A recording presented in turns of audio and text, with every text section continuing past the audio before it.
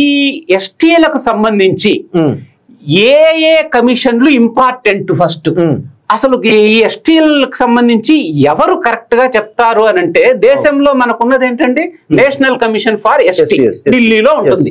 అది మొత్తం ట్రైబల్స్ కు సంబంధించి ప్రతిదీ చెప్తారు. సో ఆ నేషనల్ కమిషన్ ఈ గిరిజనుల గురించి ఏ కమిషన్లు పనిచేశాయి అనేది చూసి ఆ కమిషన్లు ఏం చెప్పాయి, ఎవడు ఎస్టీ ఎవడు కాదు అని ఏం చెప్పాయి అనేది చూస్తే మనకు ఒక ఐడియా వస్తుందిగా.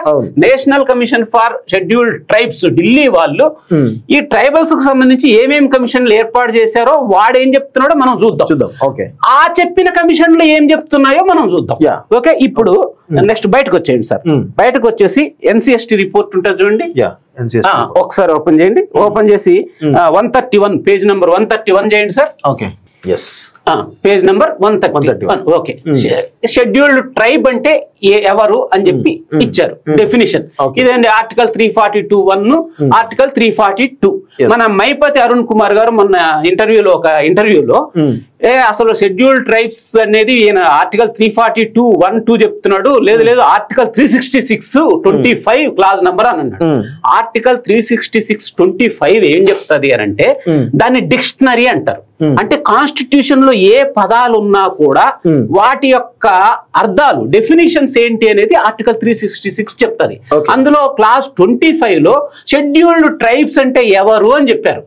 ఏమని చెప్పారు? అగైన్ షెడ్యూల్డ్ ట్రైబ్స్ అంటే ఆర్టికల్ 342(1) ప్రకారం ప్రెసిడెంట్ ఎవరైతే చెప్పారో వాళ్ళే షెడ్యూల్డ్ ట్రైబ్స్ అని ఉంది.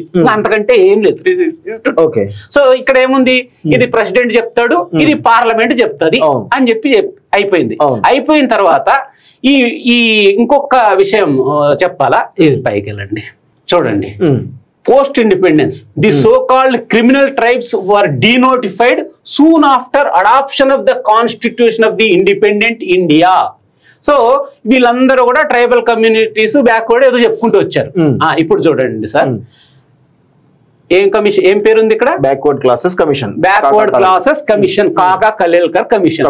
ఇది ఏం చెప్పిందో మనం చూద్దాం. ఓకే, నెక్స్ట్ ఇక నెక్స్ట్ ఏముంది?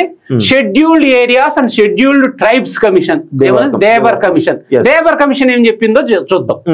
అసలు మీకు కాకా కలేల్కర్ కమిషన్ అనేది ఫస్ట్ బ్యాక్వర్డ్ క్లాసెస్ కమిషన్. అది అంటే బీపీ మండల్ కమిషన్ జడ్జిమెంట్ ఉందా, అది second backward classes commission. First backward classes commission పేరే Kaka Kalelkar commission. Okay, next Dhebar commission. Next చేయండి సార్, ఇదేంటి? లోకూర్ కమిటీ. లోకూర్ కమిటీ తర్వాత నెక్స్ట్ జాయింట్ బిల్లు 1976లో బిల్లు, జాయింట్ పార్లమెంటరీ కమిటీ. ఆ తతంగం అంతా ఉంది. ఓకే, ఇది ఇప్పుడు దీని గురించి తర్వాత మాట్లాడదాం. ఇప్పుడు బయటకు వచ్చేసేయండి. నెక్స్ట్ దీంట్లో ఇంకొక పాయింట్ కూడా కవర్ చేసేద్దాం సార్. 136 పేజ్ తీయండి. ఓకే, ఇప్పుడు చూడండి. ఇప్పుడు మైపతి అరుణ్ కుమార్ గారు ఒక మాట చెప్పారు. అరే మొన్న బోయ వాల్మీకి మధుర కైతలంబాడాల్ని ఎస్టీ జాబితాలో చేర్చాలి అని అంటే ఏం చేశాడు కేసీఆర్? ఓ చల్లప్ప కమిషన్ వేశాడు. ఆ కమిషన్ రిపోర్ట్ తీసుకెళ్లి ట్రైబల్ అడ్వైజరీ కౌన్సిల్ లో పెట్టాడు. ట్రైబల్ అడ్వైజరీ కౌన్సిల్ నుంచి అసెంబ్లీకి వచ్చి అసెంబ్లీ తీర్మానం చేసింది. అసెంబ్లీ తీర్మానం చేస్తే సెంట్రల్ గవర్నమెంట్ కి వెళ్ళింది. సెంట్రల్ గవర్నమెంట్ కి వెళ్ళిన తర్వాత వాళ్ళు రిజిస్ట్రార్ జనరల్ ఆఫ్ ఇండియాకి వెళ్ళారు. తర్వాత national commission for scheduled tribes కి వెళ్ళింది. ఆ తర్వాత అది పాస్ అయ్యి ఉంటే పార్లమెంట్ లో బిల్లు పెట్టి పార్లమెంట్ లో చట్టమైన తర్వాత రాష్ట్రపతి ఆమోదమైన తర్వాత గెజిట్ పబ్లిష్ చేయాలా? ఇది కదా చెయ్యాలా? మరి లంబాడాలకి ఎరుకల యానాదికి ఎక్కడ ఉంది ఈ ప్రొసీజరు? కాబట్టి ఇది రాజ్యాంగ విరుద్ధము అని చెప్పాడు. వెరీ క్లియర్ గా చెప్పాడు. ఆయన చెప్పింది 100% వాస్తవం. ఎప్పుడు వాస్తవం? 1999 నుంచి వాస్తవం. రాజ్యాంగంలో ఒక క్యాస్ట్ ని గాని ఒక తెగను గాని ఇంక్లూడ్ చెయ్యాలి అని అంటే మీరు ఫాలో అవ్వాల్సిన ప్రొసీజర్ ఇది అని ఎక్కడ రాజ్యాంగంలో లేదు. పార్లమెంటు ఉభయ సభల ఆమోదంతో ప్రెసిడెంట్ నోటిఫికేషన్ ఇస్తే సరిపోతుంది. ఎప్పుడైతే దీనికి ఒక సరైనటువంటి ప్రొసీజర్ లేదు అని భావించినటువంటి సెంట్రల్ గవర్నమెంట్ 1999లో ఒక క్యాబినెట్ అప్రూవ్డ్ నోట్ అని చెప్పి ఒకటి తీసింది. మీరు చూడండి ఏమన్నారు? Revised procedure for inclusion in or exclusion from the list of scheduled tribes. ఒక ఎస్టీలోంచి ఇంక్లూడ్ చేయాలన్నా ఎక్స్క్లూడ్ చేయాలన్నా రివైజ్డ్ ప్రొసీజర్. అసలు ప్రొసీజర్ ఏందో చూద్దాం. The modalities formally laid down by the government of India in June 1999. చూడండి, ఫార్మల్లీ laid down మొడాలిటీస్ ఎప్పుడు చేశారు? జూన్ 1999లో చేశారు. దాన్ని మళ్ళీ ఎప్పుడు మార్చారు? 2002లో మళ్ళీ రివైజ్ చేశారు.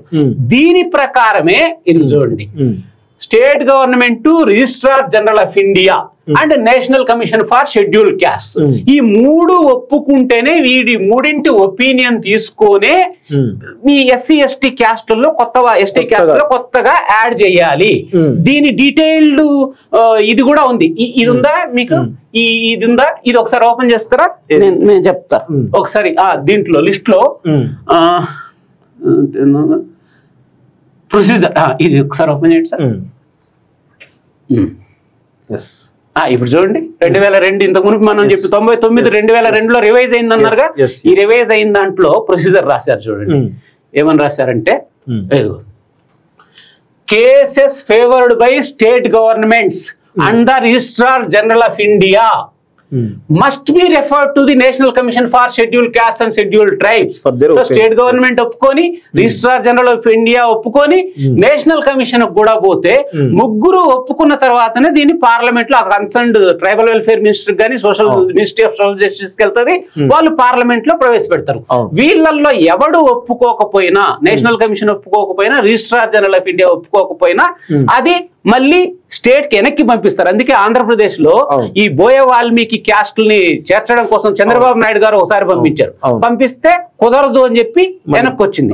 మళ్ళీ జగన్మోహన్ రెడ్డి గారు మళ్ళీ ఒకసారి వెనక్కి పంపించారు. అప్పుడు కూడా నేషనల్ కమిషన్ ఒప్పుకోలేదని చెప్పి మళ్ళీ వెనక్కి వచ్చింది. ఎందుకు? ఈ రిజిస్ట్రార్ జనరల్ ఆఫ్ ఇండియా కానీ నేషనల్ కమిషన్ కానీ వాళ్ళు ఒప్పుకుంటేనే అది పార్లమెంట్కి వెళ్తుంది, లేకపోతే పోదు. ఆంధ్రప్రదేశ్ లో 3 సార్లు పంపించారు, ఇప్పటికి ఒక్కసారి కూడా అది సక్సెస్ కాలే. సో ఇది మొత్తం డీటెయిల్స్ అవసరం లేదు, నేను చెప్పిన జిస్ట్ దీనిది. ఇప్పుడు అర్థమైందిగా, మైపతి అరుణ్ కుమార్ గారు ఇట్లా కమిషన్ వేయాలి, అసెంబ్లీ తీర్మానం చేయాలి, పైకి వెళ్ళాలి, ఇదంతా ప్రొసీజర్ కాలేదు కాబట్టి దొడ్డి గారిని వచ్చారని అన్నారు. ఆయన చెప్పింది ఎప్పటి నుంచి? 1999 నుంచి. ఓకే, సరే సార్. నెక్స్ట్, ఇంతకు మునుపు చెప్పిన కాకా కలేల్కర్ కమిషన్ అని చెప్పానుగా. కాకా కలేల్కర్ కమిషన్ 1953 నుంచి 55 మధ్యలో వేసినటువంటి కమిషన్. అది ఒక్కసారి ఓపెన్ చేయండి, వాల్యూమ్ 1 పార్ట్ 1 ఓపెన్ చేయండి. కాకా కలేల్కర్ కమిషన్, కాకా కలేల్కర్ కమిషన్ లో పేజ్ 70 సార్. 70లో పారా 45 ఇది చదివాం కదా, ఇది అయిపోయింది. అయితే దీని గురించి ఒకసారి చెప్పాలా. ఈ కాకా కలేల్కర్ కమిషన్ అనేది మనకి జనవరి 1953లో సెటప్ చేశారు. కాకా కలేల్కర్ కమిషన్ వాళ్ళ పర్పస్ ఏంటి అని అంటే, first backward classes of commission, first backward classes commission అది 1953 జనవరిలో వేశారు. 1953 మార్చిలో దానికి ఇనాగ్రేషన్ చేశాడు president of India and prime minister inaugurate చేశారు. వాళ్ళు ఎంతమంది కమిటీ? 11 మంది కమిటీలు. ఆ 11 మందిలో 6 మంది ఎంపీలు, అదే విధంగా ఒక ముగ్గురు ఎమ్మెల్యేలు ఉన్నారు, మిగతా మెంబర్స్ ఉన్నారు. 11 మంది. ఈ 11 మంది 1953 జనవరిలో వేస్తే కమిటీని 1955 మార్చిలో, అంటే 26 నెలలు స్టడీ చేశారండి. ఎందుకంటే దేశం మొత్తం తిరిగారు వాళ్ళు. దేశం మొత్తం తిరిగి 26 నెలలు స్టడీ చేసి వాళ్ళు ఒక రిపోర్ట్ సబ్మిట్ చేశారు. వాళ్ళ ఆబ్జెక్టివ్ ఏంటంటే, socially and educationally backward classes ఎవరు బీసీలు, ఎవరు ఎస్సీలు, ఎవరు ఎస్టీలు అని చెప్పి మొత్తం దేశం మొత్తం స్టడీ చేశారు.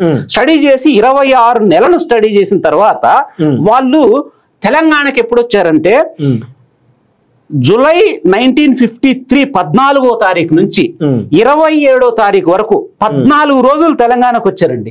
వచ్చి వాళ్ళు తెలంగాణకు వచ్చారు. తెలంగాణ, నేను ఆంధ్రప్రదేశ్ గురించి అట్లా, ఎందుకంటే 1953 అంటే తెలంగాణ రీజన్ హైదరాబాద్ స్టేట్ కి వచ్చి వాళ్ళు సికింద్రాబాద్కి వచ్చారు, వరంగల్కి వచ్చారు, భువనగిరికి వచ్చారు, పెంబర్తికి వచ్చారు, అశోక్ నగర్కి వచ్చారు, ఖమ్మం వచ్చారు, సూర్యాపేట వచ్చారు, నల్గొండకు వచ్చారు. వీళ్ళు విజిట్ చేసి అనేక రిప్రజెంటేషన్లు, అనేక మందిని కలిసి ఢిల్లీకి వెళ్ళారు. అట్లా దేశం మొత్తం తిరిగిన తర్వాత వీళ్ళు 1956లో కదా మనకి మోడిఫికేషన్స్ ఆర్డర్ వచ్చింది. 55 మార్చిలో వాళ్ళు రిపోర్ట్ సబ్మిట్ చేశారు. 400 పేజీలు 500 పేజీలు సబ్మిట్ చేశారు. దాంట్లో ఈ ఆంధ్రప్రదేశ్ కు సంబంధించి ఏం చెప్పా ఎక్కడ పెట్టారు వీళ్ళని అనేది పేజ్ నంబర్ 226 సార్ వాల్యూమ్ 2 తీయాలా ఓకే వాల్యూమ్ 2 తీయండి తీసుకో దీనిలో ఏది నెంబర్ 226 పేజ్